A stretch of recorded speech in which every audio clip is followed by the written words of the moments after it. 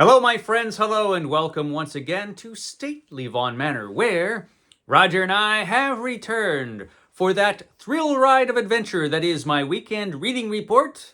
Yes, it's time for me to talk about all the stuff that I read during the previous week. Always exciting, Roger. You know, it's the 1st of December. December is beginning. I should have this place decorated for the holiday season, but it isn't. It isn't decorated yet. Roger said he was going to decorate the place for me, and I said, sure, go ahead. I come in later, and there are a bunch of human heads hung all around the... Human heads, that's not decoration. And then he tried to light them on fire. I worry about you sometimes, Roger. But enough of that. We'll get that decorating done properly, hopefully this weekend. But let's talk about the stuff that I read during the previous week. And I did read some things. So let's talk about them. I'll break out my eternal list of the 500 books in my 500 book project. The project where I have to read 500 books I own before I'll buy any new ones. Book number 202. Book number 202 was The Running Man by Richard Bachman, a.k.a. Stephen King. So The Running Man is the last book in this collection of the Bachman books. There's a poorly reproduced image of the cover of the first edition of The Running Man. Welcome to America in 2025, when the best men don't run for president, they run for their lives. So, fairly accurate assessment of the future, The Running Man. And I enjoyed it. I enjoyed the last of the Bachman books. It wasn't a great book, but I enjoyed it, even though the ending was spoiled in the introduction that Stephen King wrote for this collection. Told you exactly how the book ended. Thanks, Stephen King. But I didn't know how it was going to get to that ending, because I had read this book years and years ago when the when the Arnold Schwarzenegger film came out of The Running Man, which is actually very, very different from the book. It's pretty much completely different from the book. And that's the one thing I remembered about the book, is that it was very different. So I didn't remember the book very well. And it was an entertaining book. It is not the greatest book. It's probably not as good as the previous book I read, Roadwork, but I enjoyed it more. Despite it having its issues. I mean, this was a book written when Stephen King was very, very young. And it shares something with the rest of the Bachman books in that it feels like it was written by somebody who is very angry and a bit cynical. And it just has that really dark feeling, which I appreciate about this guy in the future of 2025. And in this future, it's a repressive government, and it uses television and television game shows to distract people from their miserable lives. And the game shows are all about, people undergoing really dangerous things like swimming with crocodiles and all kinds of other stuff. That's just sounds ridiculous, but he plays it straight, Stephen King, in this. And The Running Man is the most popular show, where you have a guy who is... he is made an enemy of the government, and he's set loose to run. And there are government agents hunting him down, all on camera. And eventually they'll hunt you down and kill you. And it's fun. But it has its issues, of course. I mean, it has some terrible dialogue in it. It has a main character who's...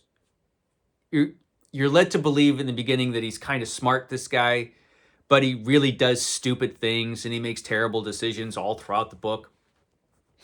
And it's amazing he didn't get caught sooner than he did, because anyway, But it does generate very often a sense of suspense, you know.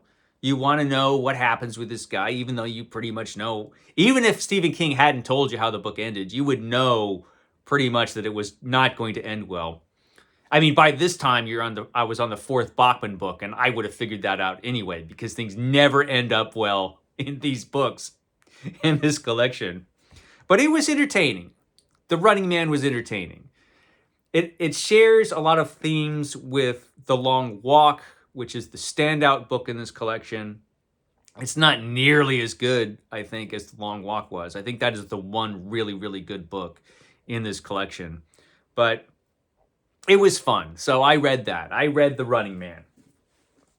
The only other thing I finished this week, book number 203, was The Fantastic Four Annihilus Revealed, which is Fantastic Four Epic Collection Volume 8, which has issues from 1972 to 1974.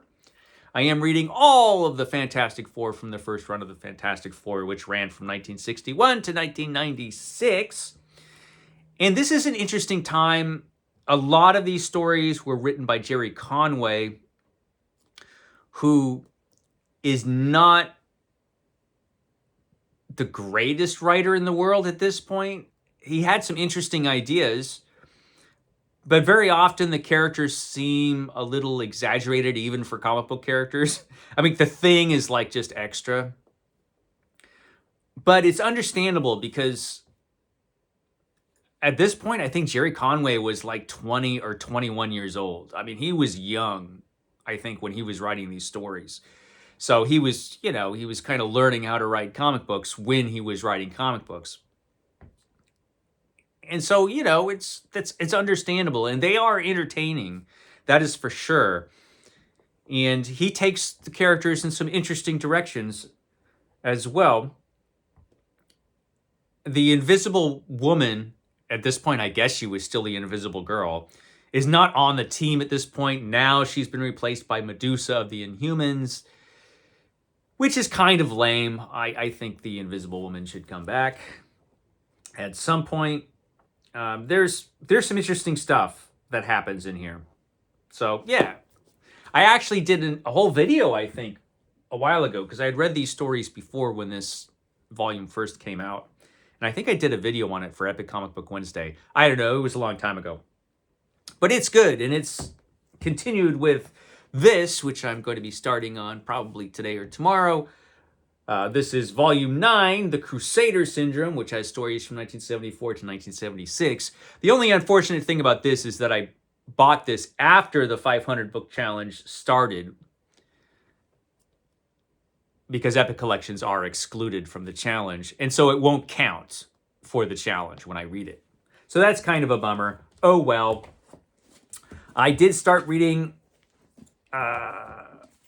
on Thanksgiving, on the holiday, as I said I would. I started reading HP Lovecraft. I am going to be reading all of HP Lovecraft's fiction, because it's been a long time since I've done that, years and years. And HP Lovecraft is one of my favorite writers of all time. He's probably just second on the list, past Robert E. Howard. So on Thanksgiving, I sat around and read, as is proper on a holiday. What did I read on Thanksgiving and a little bit afterwards? I read The Beast in the Cave, which is his first story in this volume, which he wrote when he was a teenager. The Alchemist came after that, which is another story he wrote when he was a teenager. And those are both surprisingly good, considering how young he was when he wrote them.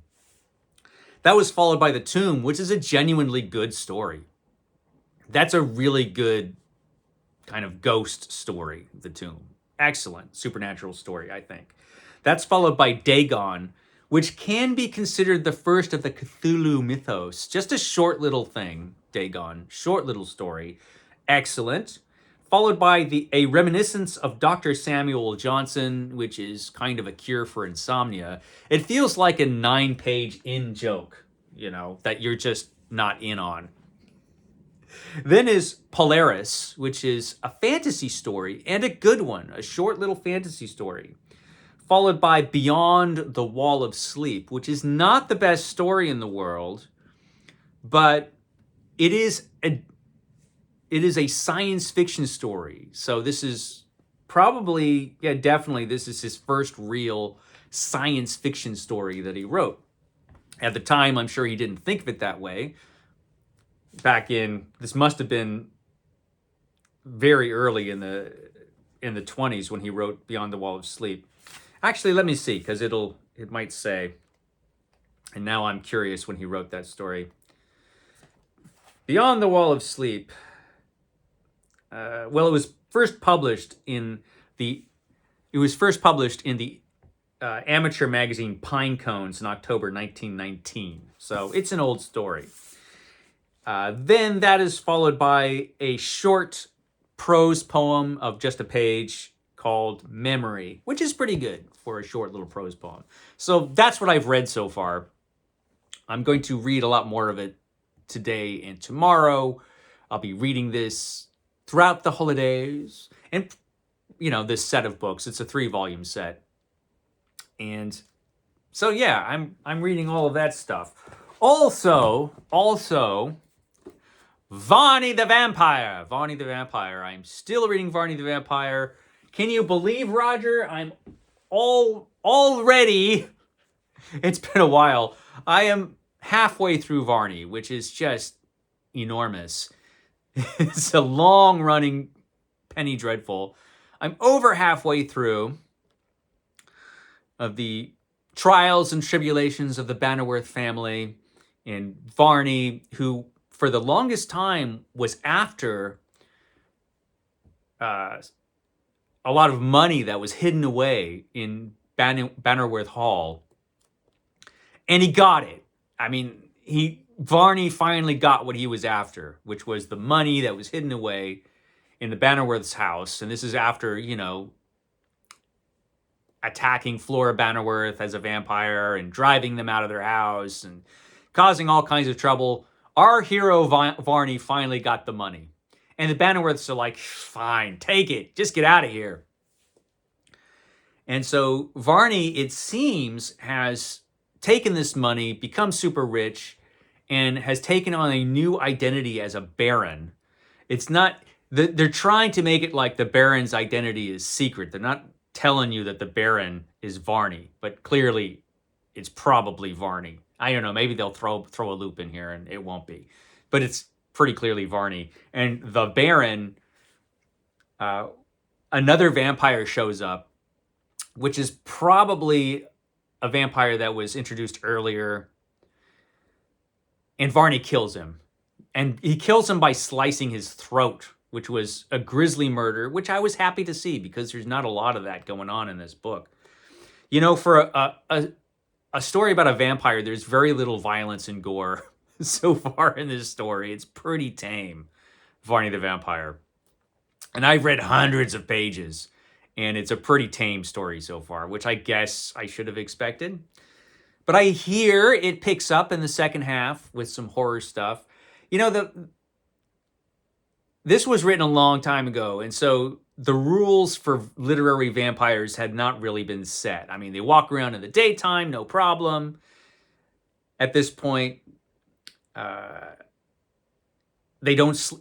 doesn't sleep in a coffin. He just, sleeps in the bed frequently at night. I mean, you almost never see the vampires attack people and suck their blood. I mean, that only happens like a couple times so far. So it's very tame. And the horror is spread out, it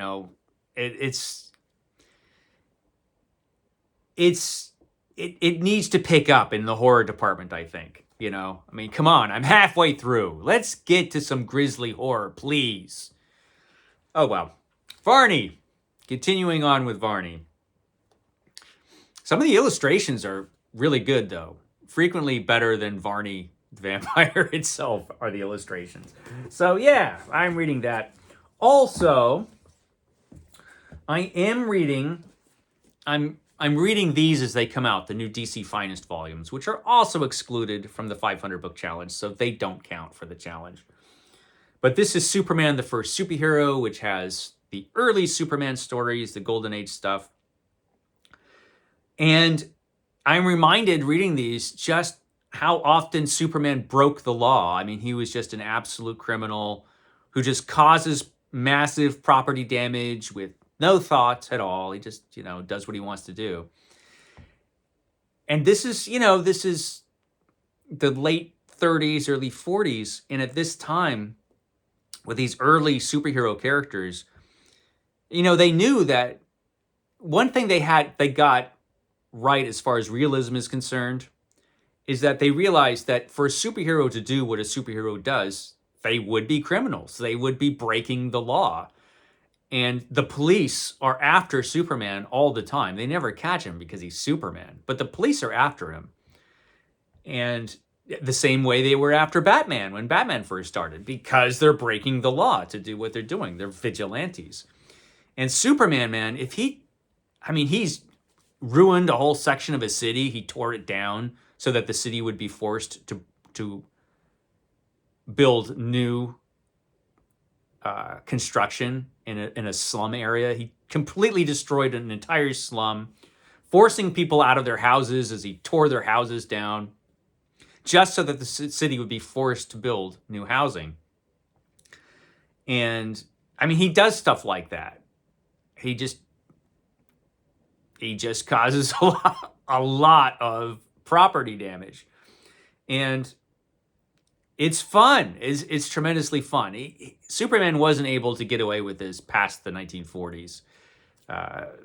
Then suddenly he became more of the Superman that we know. But at this point, yeah, this car isn't the only thing he ruined in these stories. He's a whirlwind of destruction, Superman. And it's tremendous fun. But like I said, I'm reading all of these DC Finest, or that was my goal, to read them as they come out. And I'm not reading them fast enough because I'm reading all this other stuff. And they're just coming out so quickly. So I'm reading this one, and I'm not even halfway through. And already we've got Wonder Woman, Origins and Omens has come out. Justice League, The Bridge Between Earths has come out. And then just on Friday, I got The Flash, The Human Thunderbolt. So I'm way behind in reading these DC Finest books. They're coming out really quickly. I'm hoping DC sticks with this publishing program and they don't abandon it like they've abandoned so many other of their reprint programs. So we'll see. I'm hoping these stick with this. But I think that they're doing well with this so far. We'll see.